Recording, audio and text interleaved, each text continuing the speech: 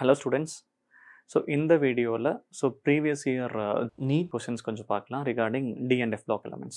சரிங்களா? Question number 1. The E0 value for the Mn3 plus to Mn2 plus couple is more positive than that of chromium 3 plus to chromium 2 plus or Fe3 plus to Fe2 plus due to change of. கீழ்கண்ட எந்த மாற்றத்தினால் Mn3 plus to Mn2 plus in E0 மதிப்பு chromium 3 plus to chromium 2 plus மற்றும் Fe3 plus to Fe2 plus இன் மதிப்பை விட அதிக நேர்க்குறி மதிப்பை கொண்டுள்ளது. ஓகேங்களா? ஸோ இதுக்கு ரீசன் நம்ம ஆல்ரெடி டிஸ்கஸும் பண்ணியிருக்கோம். ஆக்சுவலி மேங்கனீஸ் 3 ப்ளஸ் பார்த்தீங்க அப்படின்னா இதோட எலக்ட்ரானிக் கான்ஃபிகரேஷன் 3d4. இதே மேங்கனீஸ் 2 ப்ளஸ் பார்த்தீங்கன்னா அதோட எலக்ட்ரானிக் கான்ஃபிகரேஷன் 3d5. ஸோ நமக்கு தெரியும் 3d5 அப்படிங்கிறது ஹாஃப் ஃபெல்ட், சரிபாதை நிரப்பப்பட்ட எலக்ட்ரான் அமைப்பு. ஸோ இதுக்கு ஸ்டெபிலிட்டி எப்படி இருக்கும், அதிகமாக இருக்கும். ஸோ இந்த ரீசனால தான் அதோட E0 வேல்யூ எப்படி இருக்குது, அதிகமாக இருக்குது. அதுவும் பாசிட்டிவாக இருக்குது, நேர்க்குறி மதிப்பு வச்சுருக்கு ஆக்சுவலாக. ஸோ E0 வேல்யூ பாசிட்டிவாக இருந்துச்சு அப்படின்னா அந்த ப்ராசஸ் ஈஸியாக நடக்கும், ரைட்? ஸோ இதுக்கான ஆன்சர் D4லேருந்து D5 சேஞ்ச் ஆகிறது, right? Question number 2. Spin only magnetic moment is same for which of the following ions. ஓகேவா? கீழ்கண்ட எந்த அயனிகள் ஒரே மாதிரியான காந்த திருப்புத்திறனை பெற்றுள்ளன. ஸோ காந்த திருப்புத்திறன் மதிப்பு ஒரே மாதிரி வரணும் அப்படின்னா அதில் இருக்கிற number of unpaired electron, so தனித்த எலக்ட்ரான் கவுண்ட் எப்படி இருக்கணும், ஒரே போல் இருக்கணும். So titanium 3 plus, so titanium 3 ப்ளஸோட எலக்ட்ரானிக் கான்ஃபிகரேஷன் வந்து பார்த்திங்கன்னா D1. குரோமியம் 2 ப்ளஸோட எலக்ட்ரானிக் கான்ஃபிகரேஷன் D4. Mn2 ப்ளஸோட எலக்ட்ரானிக் கான்ஃபிகரேஷன் D5. ஐரன் 2 ப்ளஸோட எலக்ட்ரானிக் கான்ஃபிகரேஷன் D6. கேண்டியம் 3 ப்ளஸோட எலக்ட்ரானிக் கான்ஃபிகரேஷன் D0. சரிங்களா? இதில் யாருக்கு வந்து ஒரே எண்ணிக்கையிலான இல்லை ஒரே கவுண்டில் அன்பேர்டு எலக்ட்ரான் இருக்கும் அப்படின்னா which is chromium and iron 2 plus ரெண்டுலேயுமே வந்து பார்த்திங்கன்னா 4 அன்பேர்டு எலக்ட்ரான்ஸ் இருக்கும். இதுக்கும் 4, இதுக்கும் 4 அன்பேர்டு எலக்ட்ரான்ஸ் இருக்கும். So answer option 3. Third one, the pair of lanthanide ions which are diamagnetic. கீழே இருக்கிற எந்த லேந்தனைட்ஸ் வந்து டயாமேக்னெட்டிக் அப்படின்னு கேட்குறாங்க, டயாகாத தன்மை வச்சிருக்குன்னு கேட்குறாங்க. ஸோ பேராமேக்னெட்டிக்காக இருக்கணும் அப்படின்னா அன்பேர்டு எலக்ட்ரான் இருக்கணும். டயாமேக்னெட்டிக் அப்படின்னா நோ அன்பேர்டு எலக்ட்ரான். ஸோ அப்படி பார்க்கும்போது நமக்கு தெரியும் cerium 4 plus and ytterbium 2 plus. Cerium 4 ப்ளஸோட எலக்ட்ரானிக் கான்ஃபிகரேஷன் xenonோட எலக்ட்ரானிக் கான்ஃபிகரேஷனுக்கு ஈக்குவல் அண்ட் இட்ரோபியம் 2 ப்ளஸோட electronic configuration 4f14 5d0 6s0. சரிங்களா? ஸோ இதில் அன்பேர்டு எலக்ட்ரானே இல்லை, ஹென்ஸ் இவங்க ரெண்டு பேருமே என்னது, diamagnetic. Option 3 is the answer. Next one, the stability of copper 2 plus is more than copper plus salts in aqueous solution due to நீர் கரைசலில் copper 2 ப்ளஸின் நிலைப்புத்தன்மை copper ப்ளஸை விட அதிகமாக இருக்க காரணம். ஓகேங்களா? ஸோ இதுக்கு ரீசன் என்ன அப்படின்னா காப்பர் 2 ப்ளஸோட சைஸ் ரொம்ப கம்மி, ஸ்மால் சைஸ், சிறிய உருவளவு. Copper plus large. இது ரெண்டு பேர்த்த கம்பேர் பண்ணும்போது காப்பர் 2 ப்ளஸ் காப்பர் ப்ளஸை கம்பேர் பண்ணும்போது காப்பர் 2 ப்ளஸ்க்கு சைஸ் ரொம்ப ஸ்மாலாக இருக்கும். ஸோ ஸ்மால் சைஸாக இருக்கிறதுனால இது ஈஸியாக ஹைட்ரேஷன் நடந்துடும். ஸோ இதுக்கு ஹைட்ரேஷன் எனர்ஜி அதிகமாக இருக்கும். சரியா?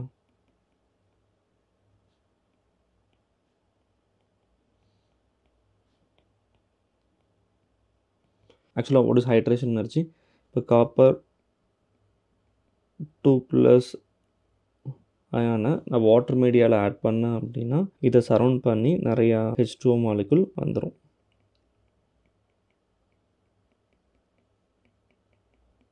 இப்படி ஒரு கேட்டையானையோ இல்லை ஆனையானையோ, நேர்மின் அயனியோ இல்லை எதிர்மின் அயனியோ வாட்டர் மாலிகுல் சரவுண்ட் பண்ணது பார்த்தீங்களா? இதனால் அதுக்கு ஸ்டெபிலிட்டி கொஞ்சம் இன்க்ரீஸ் ஆகும். இந்த ப்ராசஸ்க்கு தான் ஹைட்ரேஷன் அப்படின்னு பேர். சரிங்களா? ஸோ அப்போது இந்த கொஷனுக்கு answer option 4th one. Question number 5. The incorrect statement among the following is actinoid contraction is greater for element to element than lanthanide contraction. So lanthanide contraction compare பண்ணும்போது actinoid contraction வந்து அதிகமாக இருக்குது அப்படின்னு சொல்லியிருக்காங்க. Most of the trivalent lanthanide ions are colorless in the solid state. Lanthanides are good conductors of heat and electricity. Actinides are highly reactive metals, especially when finely divided. ஓகேங்களா? So தமிழில் lanthanoid குறுக்கத்தை விட actinoid குறுக்கத்தின் விளைவு அதிகம். பெரும்பாலான lanthanum 3+ அயனிகள் திண்ம நிலையில் நிறமற்றவை. லாந்தனாய்டுகள் சிறந்த வெப்ப மற்றும் மின் கடத்தியாகும். நன்றாக துகள்களாக மாற்றப்பட்ட நிலையில் ஆக்டினாய்டுகளின் வினைத்திறன் அதிகம். சரிங்களா? ஸோ இது டேரெக்டான கொஷின் அண்ட் ரொம்ப ஈஸியும் கூட. நமக்கு தெரியும் லாந்தனாய்டு குறுக்கத்தை விட ஆக்டினாய்டு குறுக்கம் வந்து கொஞ்சம் ஸ்ட்ராங்காக தான் இருக்கும் அப்படின்னு நம்ம பார்த்துருக்கோம். சரிங்களா? அவங்க கேட்குறது இன்கரெக்ட் ஸ்டேட்மெண்ட், எது வந்து ராங் அப்படின்னு கேட்குறாங்க. Right? So most of the lanthanides ions are colourless in solid ஸ்டேட்னு கொடுத்துருக்காங்க. இல்லை, அன்பேர்டு எலக்ட்ரான் இருக்கும்போது கலர்டாக நிறையா இருக்கும். சரிங்களா? ஸோ லாந்தனைடு அயனிகளுக்கு வந்து நிறமுள்ளவையாக தான் இருக்கும். சரிங்களா? ஸோ அப்போது ஆப்ஷன் 2 தான் இதுக்கான ஆன்சர். இது ராங் ஸ்டேட்மெண்ட். Question number 6.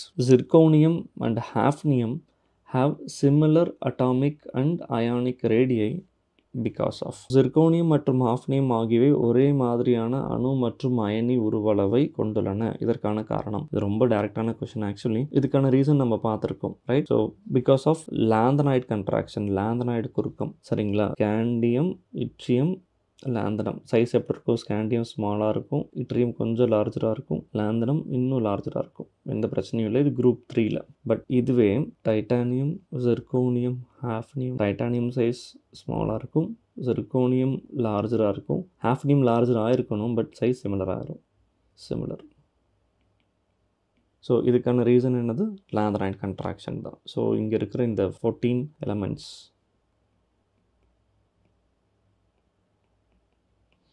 சரிங்களா? So gadolinium has a low value of third ionization enthalpy. கடோலினியத்தின் 3ஆம் அயனியாக்கும் ஆற்றல் மதிப்பு குறைவாக இருக்க காரணம். நீங்கள் எலக்ட்ரானிக் கான்ஃபிகரேஷன் எழுதினாவே ஆன்சர் எடுத்துடலாம். So for gadolinium the electronic configuration, electron அமைப்பு xenon 4s7 5d1 6s2. சரிங்களா? ஸோ இதை நான் ஒவ்வொரு அயனைசேஷன் பண்ணுற பாருங்கள். ஃபஸ்ட்டு அயனைசேஷன் எனர்ஜி அப்படிங்கும்போது எஸ்லேருந்து ஒரு எலக்ட்ரான் எடுக்கணும். செகண்ட் அயனைசேஷன் எனர்ஜியும் எஸ்லேருந்து ஒரு எலக்ட்ரான் எடுக்கணும். தேர்ட் அயனைசேஷன் எனர்ஜி டிலேருந்து ஒரு எலக்ட்ரான் எடுத்துடணும். ஸோ இப்படி எடுக்கும்போது வந்து பார்த்தீங்க அப்படின்னா 4s7 கிடைக்குதுங்களா? ஸோ நமக்கு தெரியும் இல்லையா 4s7 அப்படிங்கிறது என்ன? சரிபாதி நிரப்பப்பட்ட எலக்ட்ரான் அமைப்பு.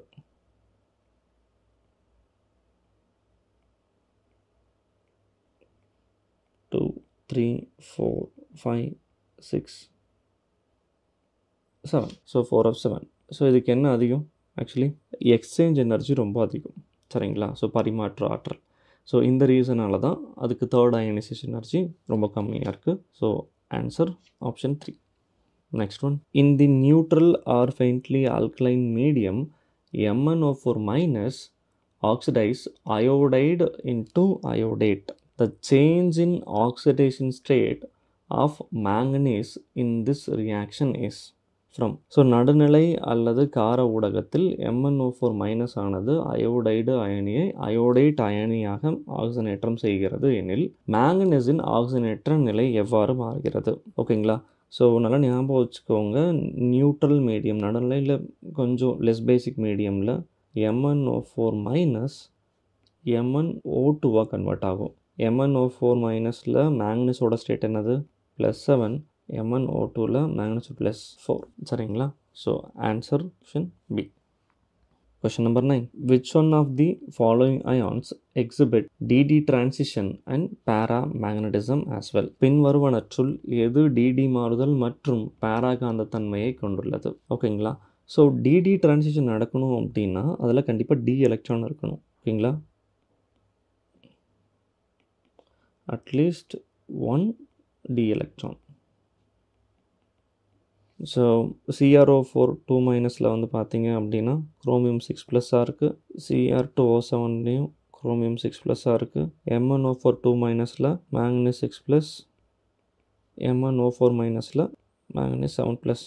ஸோ நமக்கு தெரியும் இதோட configuration D0 D0 D1 D0. So இதில் அன்பேர்டு எலக்ட்ரான் ஆர் முதல்ல டியில் எலக்ட்ரான் இருக்கிறதே வந்து பார்த்திங்கன்னா MnO4 மேங்கனேட் அயான். சரிங்களா?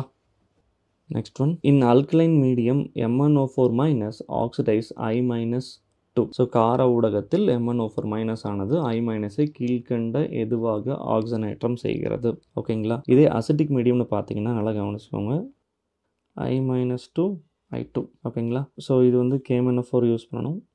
மீடியம் என்ன மீடியம் அப்படின்னா அசிட்டிக் மீடியமில் இது I minus 2 IO3 மைனஸாக சேஞ்ச் ஆகும். இங்கே KMnO4 யூஸ் பண்ணணும்.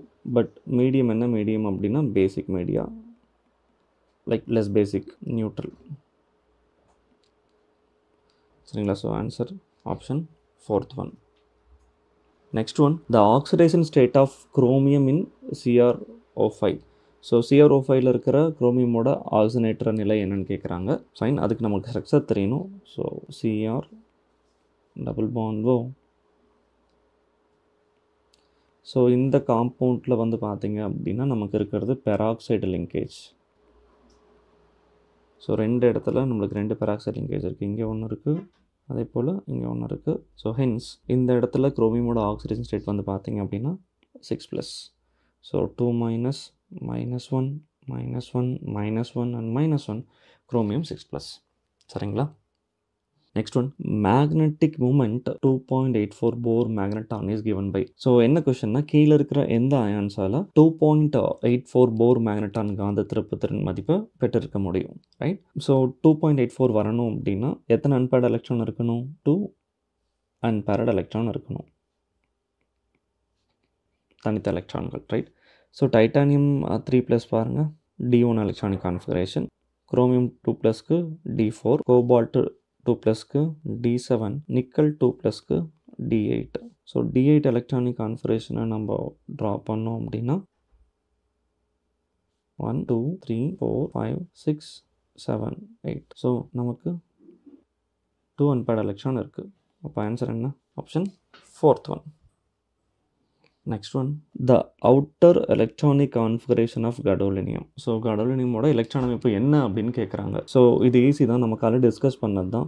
லேந்தனாய்ட்ஸில் D1 கான்ஃபிகரேஷன் வந்து 3 எலமெண்ட்ஸ்க்கு தான் இருக்கும். ஞாபகம் இருக்குங்களா? ஒன்று சீரியம், இன்னொன்று கடோலினியம், இன்னொன்று லுட்டீசியம். இந்த 3 எலமெண்ட்ஸ்க்கு மட்டும்தான் D ஆர்பிட்டலில் ஒரு எலக்ட்ரானை ப்ளேஸ் பண்ணி எழுதணும். So 4f7 5d1 6s 2. சரிங்களா. So answer option B.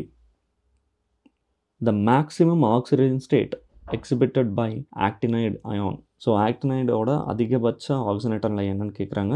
So இது டேரக்ட் கொஷின் தான், விச் இஸ் +7. ஓகேங்களா.